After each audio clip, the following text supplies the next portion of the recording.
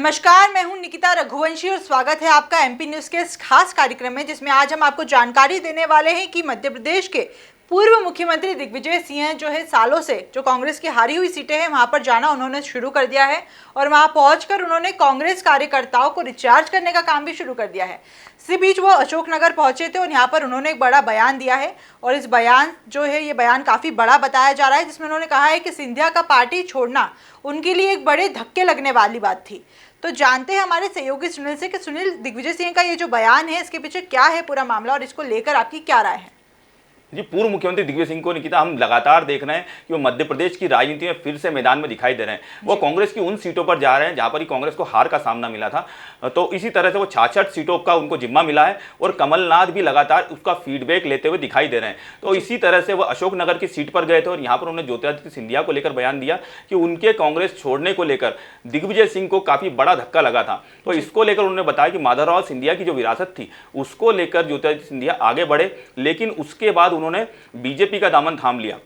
इसके साथ साथ उन्होंने बताया कि जब वो कांग्रेस में थे तो उन्हें महाराजा कहा जाता था, लेकिन जब वो बीजेपी में गए तो वह भाई साहब बन गए। तो इसी तरह से उन्होंने कहा ये सारा घटनाक्रम जो चल रहा था उस समय जब सिंधिया ने पार्टी छोड़ी थी, वो लगातार उनसे चर्चा करते थे, बातचीत करते थे और उनके धीरज बंधाते थे कि जो चल रहा है वो राजनीति में सब कुछ चलता है। तो एक बड़ा बयान दिग्विजय सिंह का ये है कि वह ज्योतिरादित्य सिंधिया से उस समय चर्चा भी करा करते थे, तो एक बड़ी बात है। और उसके साथ उन्होंने बताया कि जिस तरह केपी यादव से सिंधिया को जो हार मिली थी तो उसको लेकर वो कहते थे कि ये राजनीति में चलता रहता है। और उन्होंने यह भी जिक्र किया दिग्विजय सिंह को खुद को भी एक बार हार मिली है, तो उसको लेकर भी उन्होंने बताया कि ये राजनीति का एक हिस्सा होता है। तो एक बड़ा बयान कहेंगे निकिता ये, जो मध्य प्रदेश की राजनीति में आगामी समय में एक बड़ा रंग दिखा सकता है। जिस तरह से दिग्विजय सिंह ने ज्योतिरादित्य सिंधिया के लिए कहा कि उनको एक बड़ा धक्का लगा है और इस तरह से उन्होंने जो बीजेपी में जाने के बाद उनके कद की बात कही। उन्होंने यह भी जिक्र किया कि उन्होंने कि जो सिंधिया है उनको बीजेपी में जाने के बाद एक छोटा सा मंत्रालय दे दिया गया। तो एक बड़ा महत्वपूर्ण बयान सामने आया। तो उसको लेकर हम देखें कि मध्य प्रदेश की राजनीति में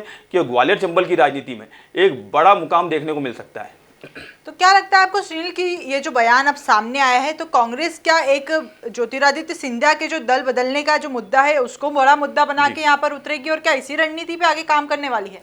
जी, बात करें ग्वालियर चंबल की 34 सीटों को लेकर तो इस पर हम जिक्र करना चाहेंगे 2018 का। 2018 में 26 सीटें कांग्रेस को मिली थी और वह एक बार फिर से मध्य प्रदेश की सत्ता पर काबिज हुई थी। और हम बात करें बीजेपी की तो बीजेपी को काफी कम सीटों पे से संतोष करना पड़ा था। तो इसी तरह से जब हमने देखा जब सिंधिया ने पाला बदला तो उसके बाद वर्तमान स्थिति की बात करें 17 सीटें दोनों पार्टियों के पास है।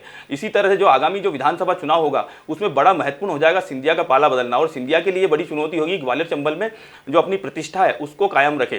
तो हालांकि कांग्रेस जो उनका दल बदल का मुद्दा है उसको आगे करेगी और ये बड़ा महत्वपूर्ण हो जाएगा कि जनता उस पर क्या स्टैंड लेती है। लेकिन कहेंगे जो कांग्रेस के जो मुद्दे हैं उसमें महंगाई और इसी तरह जो नारी सम्मान जो योजना लागू की है ये काफ़ी कुछ मुद्दे भी महत्वपूर्ण हो जाएंगे। लेकिन ग्वालियर चंबल की जो 34 सीटें हैं उस पर सिंधिया के दल बदल का मुद्दा सबसे महत्वपूर्ण हो जाएगा। जी, तो क्या लगता है आपको कि ये जो मुद्दा उठाया जाएगा सिंधिया के दल बदल का तो इस चुनाव में क्या सिंधिया के लिए ये क्या चुनौतीपूर्ण साबित होगा? और ये मुद्दे के बाद, दल बदलने के मुद्दे के बाद, क्या सिंधिया अपने आप को जनता का हितैषी एक बार फिर से इस चुनाव में साबित कर पाएंगे? जी, जिस तरह से अगर कांग्रेस ग्वालियर चंबल की सीटों पर अगर सिंधिया के पाला बदलने का मुद्दा उठाती है तो ये बड़ा महत्वपूर्ण बीजेपी के लिए भी हो जाएगा। बीजेपी से इससे निपटना बड़ा मुश्किल हो जाएगा।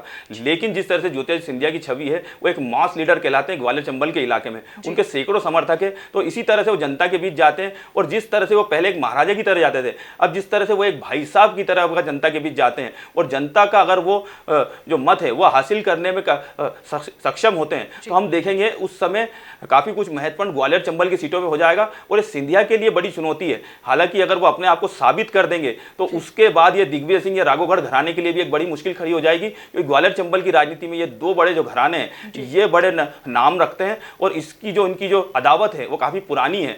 बात करें इसकी अदावत की तो राघवगढ़ घराना और सिंधिया घराना पहले कांग्रेस में हुआ करता है, लेकिन इस समय जो सिंधिया है वह बीजेपी में है और जो राघवगढ़ घराना है वह कांग्रेस में है। तो काफ़ी कुछ महत्वपूर्ण हो जाएगा आगामी समय में। ये कांग्रेस बीजेपी तो सामने होगी लेकिन ग्वालियर चंबल की सीटों पर ये दो घराने भी आमने सामने दिखाई देंगे। जी, तो जैसा कि आपने जाना कि दिग्विजय सिंह ने सिंधिया को लेकर एक बड़ा बयान दिया, उनके कांग्रेस द्वारा दल बदलने की और बीजेपी में शामिल होने की बात पर उन्होंने एक बड़ा बयान दिया और कहा कि उनके लिए काफी बड़े धक्के की बात थी। साथ ही अगर कहा जाए कि दोनों ही राजघराने जो है शुरू से ही प्रतिस्पर्धा में रहते हैं और अब इस बार तो चूंकि ज्योतिरादित्य सिंधिया ने दल बदल लिया है, वे बीजेपी में शामिल हो गए, तो इस बार ये जो कंपटीशन है ये और ज्यादा बढ़ता हुआ नजर आ रहा है। तो ऐसी ही अपडेट्स हम आपको एमपी न्यूज पे देते रहेंगे। अगर आपको ऐसी अपडेट्स चाहिए और पॉलिटिकल मुद्दों पे ऐसी चर्चा देखना चाहते हैं तो उसके लिए जुड़े रहिए एमपी न्यूज से।